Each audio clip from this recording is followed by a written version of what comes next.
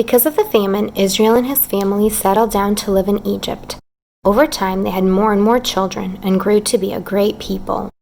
Joseph died, and after a while, a new Pharaoh came into power, who did not remember Joseph or what he had done to save Egypt. This new king thought there were too many Israelites. He thought they would rise up and attack Egypt. So Pharaoh turned the Israelites into slaves. He put slave drivers over them who made them carry heavy loads, work in the fields, make bricks, and build cities. But God blessed his people in the midst of all this trouble, and their families continued to grow. When Pharaoh saw this, he was unhappy. He told the midwives who helped mothers when they were having their babies to kill all the baby boys. But the midwives feared God more than Pharaoh, and they did not obey. God blessed the midwives, and the Israelites had even more children.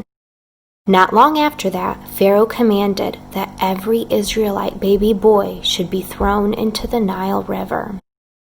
Only daughters were spared. There was one Hebrew woman who had a fine baby boy. She was afraid he would be killed, so she hid him for 3 months. When she couldn't hide him any longer, she made a basket out of reeds and coated it with black tar to keep out the water and keep it and help it to float. She put her baby son in the basket and hid it among the reeds of the river bank. She assigned her daughter to watch him. That morning, Pharaoh's daughter came to the river and found the baby in the basket. The baby's sister came out from where she was hiding and offered to find a woman to nurse the infant. Pharaoh's daughter agreed and sent the baby back to his mother to care for him until he was older. Later, when the boy came to live with her, she named him Moses and raised him in Pharaoh's courts. God saved Moses because he was part of God's plan to help his suffering people. As Moses grew up to be a man, the slavery of God's people in Egypt continued. Their lives were very hard, and Moses could see how much they suffered. One day, Moses even killed a cruel Egyptian who was beating one of the Hebrew men. The Hebrews were his people, and he wanted to help them. But when Pharaoh found out what Moses had done, he planned to kill Moses. So Moses ran away from Egypt into the wilderness to the land of Midian. There he met a family with 7 daughters. They welcomed Moses. In fact, Moses married the oldest daughter. Moses and his wife lived with her father Jethro, and Moses helped tend Jethro's flocks of sheep. One day, Moses was with the sheep on the side of a mountain called Horeb. He noticed a bush full of flames, but the fire was not burning up the branches. That was strange, so he decided to take a closer look. As he walked near, God called to him from inside the bush.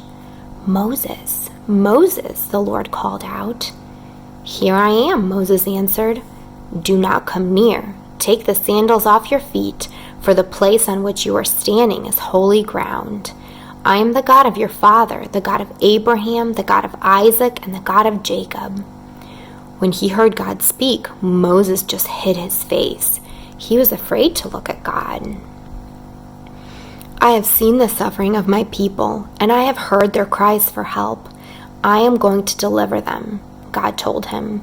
Then God said something to Moses that really surprised him. "I will send you to Pharaoh to bring my people out of Egypt." "Who am I that I would be able to lead the people out of Egypt?" Moses asked. He didn't think he could rescue the people by himself. God assured Moses, "I will be with you." Moses knew the people back in Egypt would not so easily believe that he was God's deliverer, and they would have a ton of questions. So he asked God, "When people ask me who sent me, what should I say? What is your name?" "I am who I am," the Lord told him. Exodus 3:14.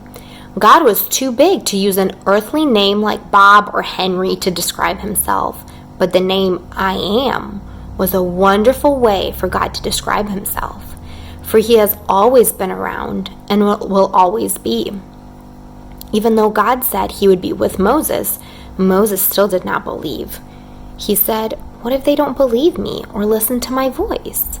God told Moses to throw his staff to the ground. When he did, it turned into a snake. "Catch it by the tail," God said. And as Moses obeyed, the snake became a staff again. That will help them believe that the God of their fathers has appeared to you. But Moses was still afraid to go.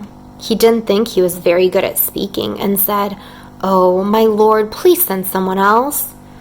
God was angry with Moses for not trusting him, but he sent his brother Aaron to help him speak to Pharaoh. So Moses and Aaron made their way back to Egypt. They gathered the elders or rulers of Israel together and told them what God was about to do. The elders believed Moses and Aaron and thanked God for hearing their cries for help. The book of Hebrews tells us that when Moses first left Egypt, he had an idea that God had a plan to save his people.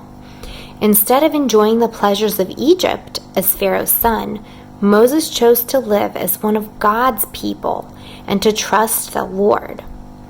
By saving Israel, God's promise to Abraham was preserved so that one day Jesus would be born to save us too.